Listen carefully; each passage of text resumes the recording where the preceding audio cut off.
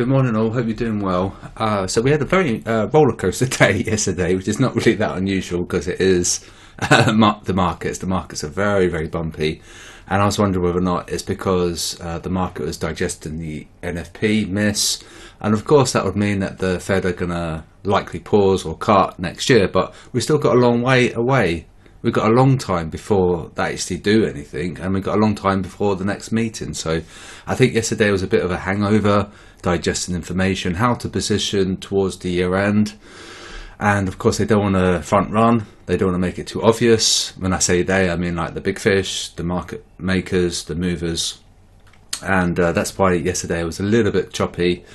And that video that I posted into Telegram and Discord yesterday, it was quite apt, it was quite appropriate, in so much that I spotted something that was out of bonk. We had a very high VIX and the S&P was also high as well, so that's very unusual. They shouldn't be running in parallel. So they was telling us that it was a bit of a hangover from Friday, I think.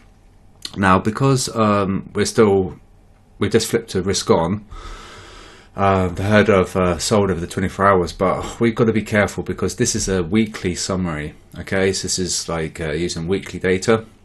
We've got to remember that we've got to check the sentiment on the indices today. Okay, so this is why we're doing the Discord analysis on a daily basis, but on a weekly basis it's looking quite bullish. Okay, technicals are quite high. We were at 92 yesterday, so we did have a bit of a dump.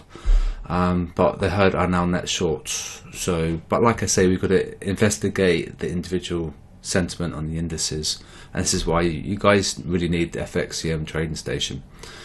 So that's that little bit taken care of.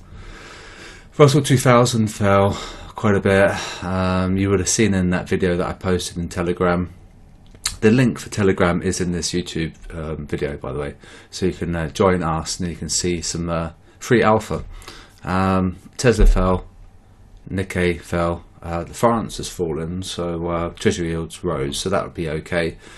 And this is the change from the week prior.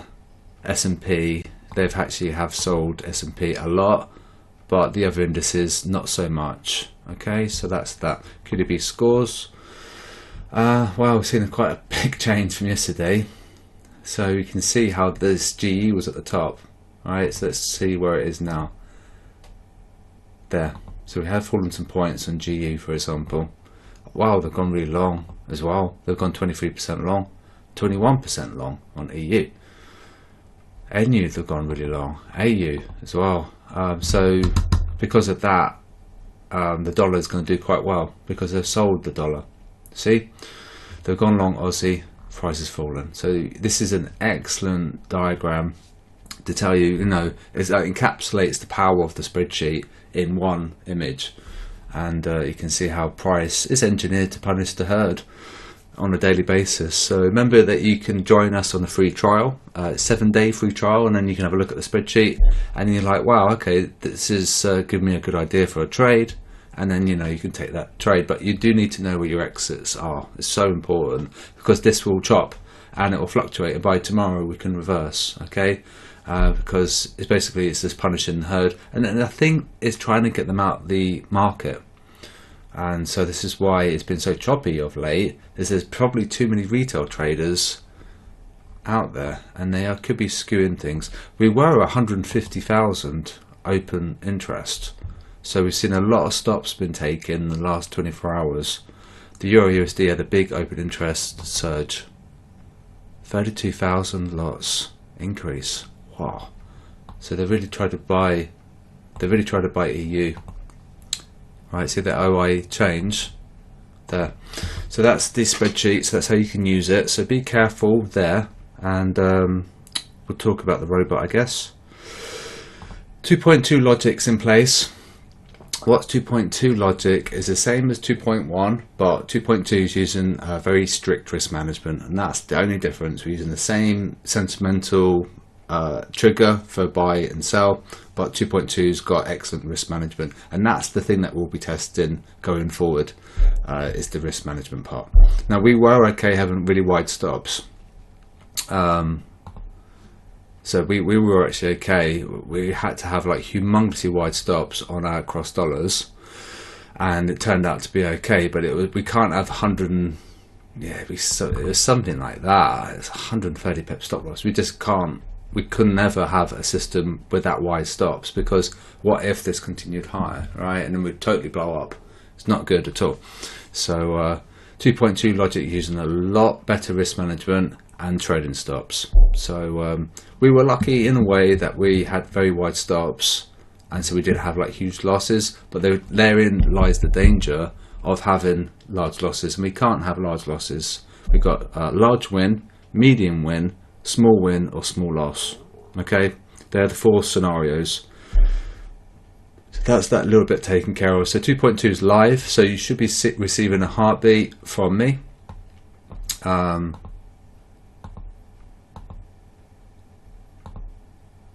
Yeah, so you should be sending a heartbeat.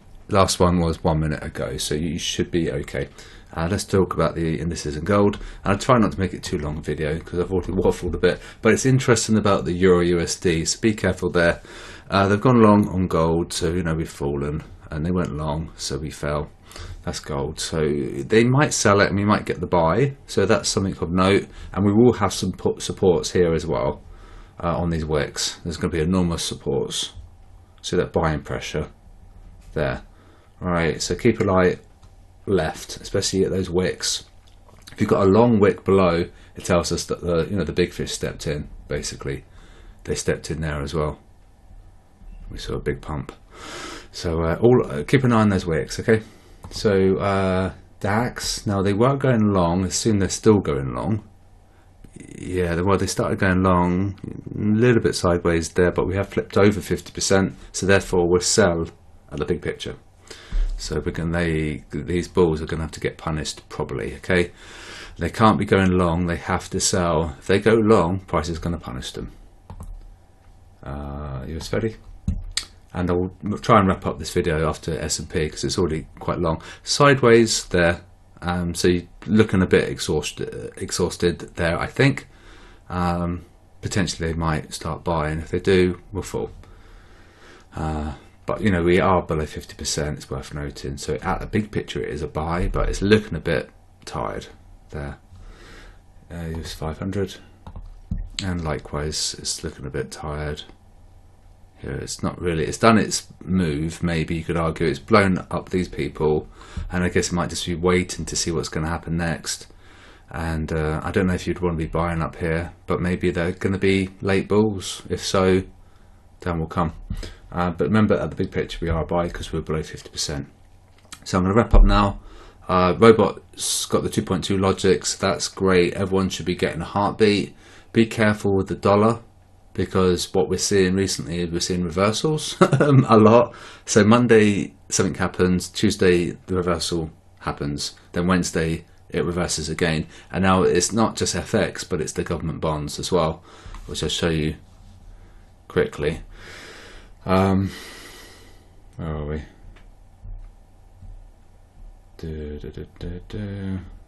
Government bonds. So for example, from yesterday, green, from Friday, red.